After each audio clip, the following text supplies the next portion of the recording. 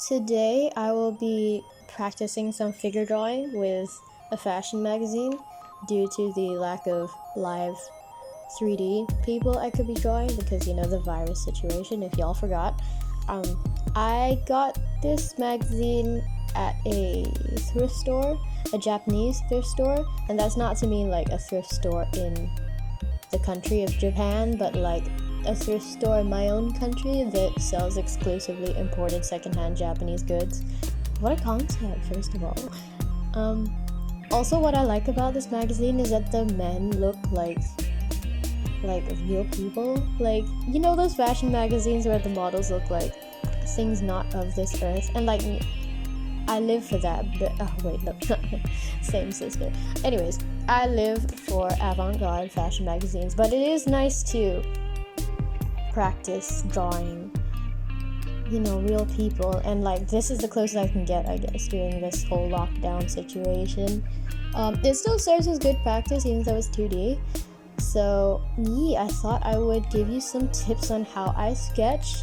One day maybe I'll take y'all out like with me when I'm allowed to go into the free world again and show you how I draw real people. But for now, let's just stick with 2D models.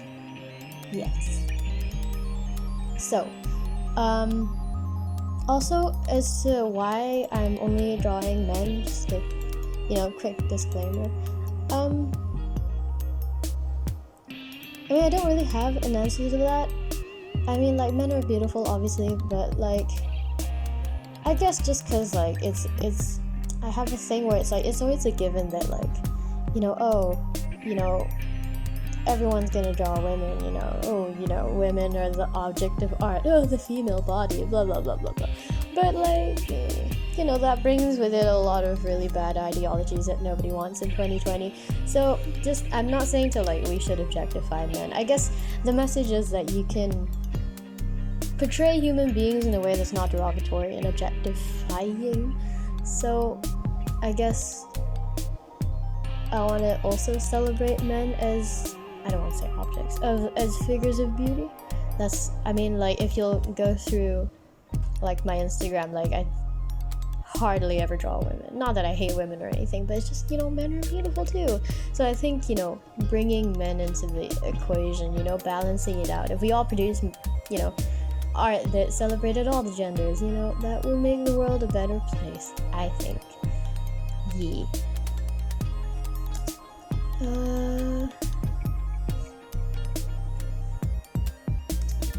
Okay, on to the actual like drawing tips. So it took me a while to learn how to draw somewhat accurately without having to test it out, just confidently putting lines down and being happy with it from the first try. It takes a while to get there, but I think my biggest tip is to forego trying to be realistic. Like, when you draw this kind of stuff, like the goal is to be as realistic as possible. And like I used to do this before, but like sometimes I see people draw and like they start out drawing their first line, and then they'll go over that line like 5 times. It's like you can hear the pencil like scratching over the same place in the paper. Like, yes, but you needn't be so anxious to have that line there. It's okay if your lines are like all over the place. I guess like, so I had an art mentor. He was a friend of my dad's, he was an artist himself, so he sort of mentored me, and basically what he had me do for weeks on end was just drawing objects around his house. But he taught me not to focus on trying to make it realistic, like not trying to make it like a photograph, because like if you wanted it to be super realistic, why didn't you just take the photograph? Why are you drawing? But that's a conversation for another day. But basically he said, draw the lines that you see of the thing before you and not the thing before you itself. So don't draw eyes, draw like the lines that you see on those eyes, if that makes sense. You're drawing lines essentially, not people. And once you start like embracing that concept, first of all, it gives you a lot of confidence. It removes all the anxiety for it to look perfect, because like then you forgive yourself when it doesn't. And also it sort of gives your work a fluidity. I don't know how to explain it, but it just really made me more confident in putting down lines and shedding that, need to be, realistic and perfect, because it won't be perfect. And like it's kind of cute when it's not like, perfectly alright. And yeah, I guess that is the purpose of drawing something rather than taking a photo. You're not trying to capture it perfectly. Just draw what you see. Just draw what is in front of you, whatever that may be. Draw the forms, draw the shapes that you see, rather than the thing itself. That is really what art is what your heart sees, not what your eyes see, if that makes sense. Also, with drawing just, the shapes and the lines rather than the thing before you, it also does encourage you to use your, God, it sounds so corny if I say this, but like it teaches you to use your heart, to use your aesthetic intuition, I guess. That was another thing that I was taught about my mentor. Basically, makes it sound so serious, like my mentor, my sensei. He wasn't my sensei, he was just like my dad's friend, and I'll get dropped off at his house and I would have like several hours of just drawing. It was pretty fun. Anyways, yeah, one thing that I was told, I brought my portfolio one time and he said that it's evident that you can draw, but it's really stiff. Like, I don't know what you're feeling. Like, there's no feeling in your art. And I was like, ouch. But also, I get what he meant. Like, it was like super duper realistic. Like, my earlier art was like super realistic, but it had no movement. It had no feeling. It was just like a face, and that's all you knew. You couldn't discern anything emotional or aesthetic from any of my earlier art. So drawing lines and shapes and just breaking the world down in front of you into like just its bare fundamentals sort of encourages you to give yourself like some style to your work. That's another thing about sketching. Don't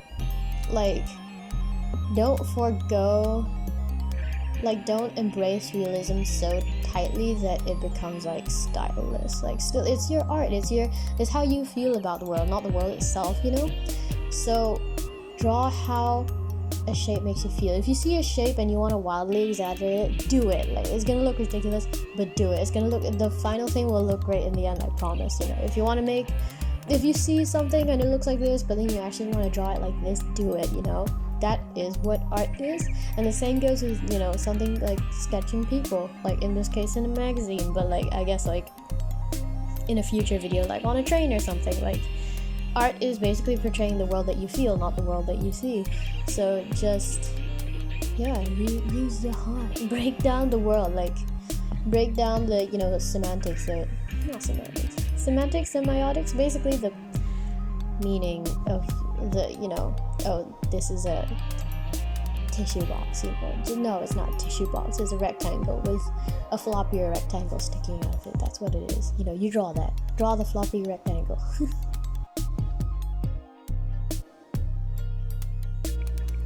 So that is one thing, but also sketching people in real life and sketching people in magazines is wildly different. So I'll give you some tips on that too. First of all, obviously people in real life are much harder. They won't sit still. And sometimes if you're in a train and you draw them and they'll leave because it's their stop, or they notice you and then you get self-conscious, and usually you will feel more self-conscious than the people drawing you will, or at least in my experience. I guess I'll start with drawing in real life, because that's, in my opinion, the one you should be doing more than drawing in a magazine. Like, because it's harder, if you take the harder route to learning it, you progress faster, obviously. And like, it's useful to know what the real world looks like, what real people look like. The thing with magazines is that everything is posed, and also they don't move. So you'll always practice like the easy thing. Perfect, beautiful people who don't move and who are in poses that they went to modeling school to perfect for you. but like people in real life will pull poses that you won't see in a magazine. They'll stand in ways that you don't see in a magazine or in a movie. They'll do things that you won't see in a magazine or a movie, just things like that. It's more organic. Yeah, and again, with sketching people, when they move, when it's hard, just do it. Just put the line down. Don't try to draw them as realistically and perfect. Like if they come over and they're like, ooh, are you drawing me, can I see, and it looks weird, it doesn't matter what they're gonna do, sue you. It's fine. Just the same principle applies. Put down lines, not the person. God, that sounds so dehumanizing, but that's not what I mean. Like, break them down into their aesthetic fundamentals. Yeah. Yeah, I've heard of, like, the thing about magazines is, like, I've heard of, I've never experienced it myself, because I usually draw real people rather than magazine people, but I have heard of people who draw exclusively from magazines or from screenshots. And so, if they sit down at a cafe table and they have to draw, like, a moving person at the table next to them, they can't, obviously, because it's much harder than, like, a screenshot. So yeah, I guess I would recommend either drawing only real life people or a mix of the two, if you do want to, because the benefit of magazines is that photos are perfectly composed and you can learn a thing or two about how to pose your people, because they already work that out for you. That's another thing about sketching in real life. You got to work that all out yourself so you can teach yourself a thing or two. But yeah, I would recommend throwing in drawing real life people, just some amount of drawing real life people, because it's vastly helpful. Immensely helpful. Adjectives. There is also the question of, like, and this is, like, not drawing related, it's more like ethics related, like when you're drawing on a train and they spot you, oh no, are they gonna get mad at you? So I can't speak for everyone, so if you do happen to run into that one person on the planet who will start a fight with you because you were sketching them, don't hold me accountable. I did not see that coming. I didn't say it won't gonna happen. But in my experience, sketching people usually is quite a pleasant experience. People usually have a positive reaction to you drawing them. Usually they don't give a crap, or they are mildly interested, or they'll be super interested and then they'll come over and they'll want to see and they'll want to take a photo. Or like some people will, like, even if you're not drawing someone, some people will come up to you and watch you draw. Yeah, that you gotta be prepared for. If you're not a social person, then I guess you can just put on headphones and ignore them, but that's kind of rude. It is nice to start a conversation about what you're doing anyways. You're gonna do that a lot, especially if you're like sitting in like a park or something, like where people can approach you. That's gonna happen, but it's usually a pleasant experience. For me, it's always like an auntie or something, like some elderly person who's been on this world too long to care about whether I approve of them coming up to me. But it's usually a pleasant experience. It like everything involving other people, it can become a social thing, I have had one experience where the guy seemed uncomfortable, and actually I felt really bad. I was drawing him sleeping, and he was sort of like not very gracefully laid out on the subway seat. And then when he noticed me, when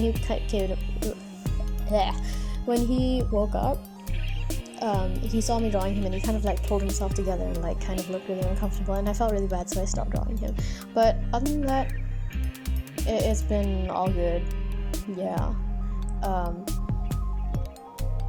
I do get nervous sometimes, like the first few times I went out to draw, like I felt nervous about people calling me out, or people are gonna notice what I'm doing. I'm calling attention to myself.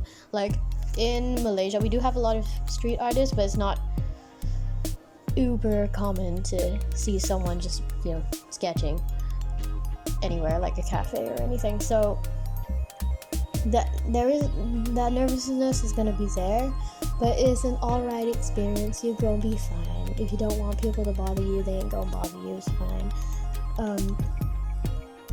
Yeah. Oh, my throat is super dry. I've been talking for so long. Sorry.